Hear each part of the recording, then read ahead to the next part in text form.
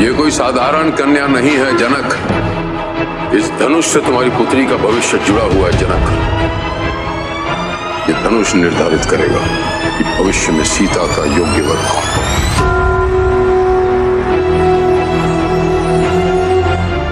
इस क्षण से लेकर मृत्यु जब तक हमें अलग ना कर दे,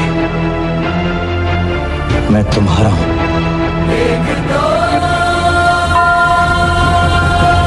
दोस्तों, रामायण में श्री राम और सीता के अलग होने की कहानी सभी जानते हैं। वनवास से लौटने के बाद एक धोबी के कहने पर सीता को राम से अलग रहना पड़ा था। क्या आपको पता है कि ये सब एक तोते की वजह से हुआ था, जिसने सीता को अपने पति का वियोग झेलने का श्राप दिया था? जी हाँ दोस्तों, सीता जब छोटी थी तब अपनी सखियों के साथ बाग में खेल रही थी। तभी उसकी नजर तोते की एक जोड़े पे पड़ा।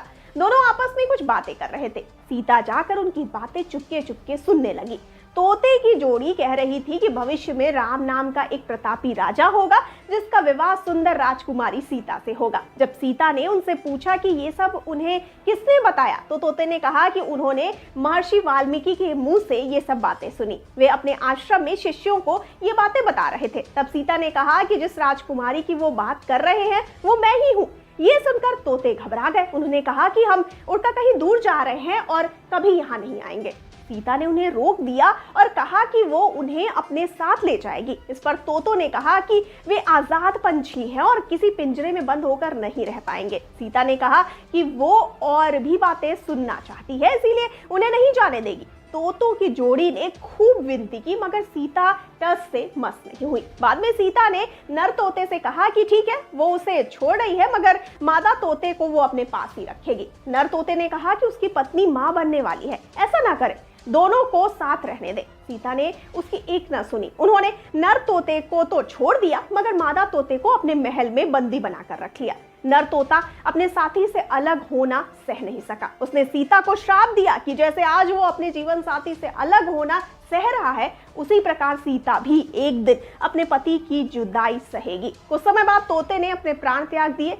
सीता को जब पता चला तो उन्हें बहुत दुख हुआ, मगर अब बहुत देर हो चुकी थी। कहते हैं कि इसी श्राप के कारण सीता को अपने पति श्री राम से दूर जाकर महर्षि वाल्मीकि के आश्रम में रहना पड़ा। दरअसल दोस्तों, श्री राम रावण का वध करके 14 वर्ष का वनवास खत्म कर सीता और लक्ष्मण के साथ अयोध्या लौटे। उसके बाद कुछ लोगों ने सीता की पवित्रता पर सवाल उठाए।